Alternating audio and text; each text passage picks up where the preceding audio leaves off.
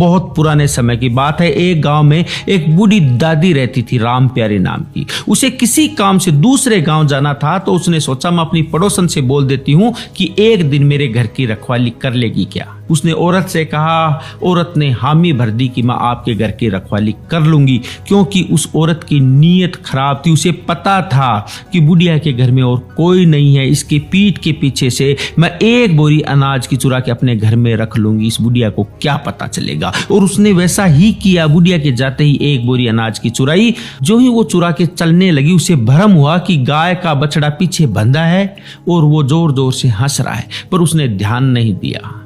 वो अनाज की भरी बोरी घर पे रख के आ गई। जब शाम को बुढ़िया आई तो उसने पूछा कि दादी जी, आपका गाय का बछड़ा हंसता है? बूढ़ी औरत ने कहा, मेरे को नहीं पता बेटा, कलयुग है, हंसता भी होगा, तू जाके पूछ ले। औरत से रहा नहीं गया, वो बछड़े के पास में गई और बोली, दोपहर को तुम हंसे थे? बछड़ा फिर हंसा और बोला, हाँ हंसा था। उसने पूछा, क्यों हंसे? बछड़े ने कहा कि पिछले जन्म में मैंने राम प्यारी दादी से 200 रुपए उधार लिए थे। मैं वापस भी दे सकता था, पर मेरी नीयत खराब हो गई।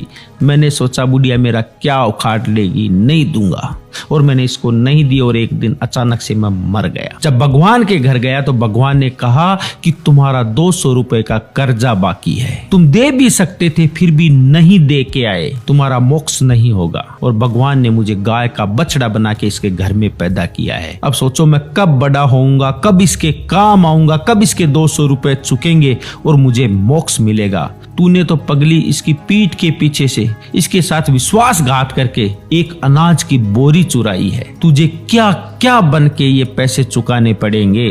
औरत के सब बात समझ में आ चुकी थी।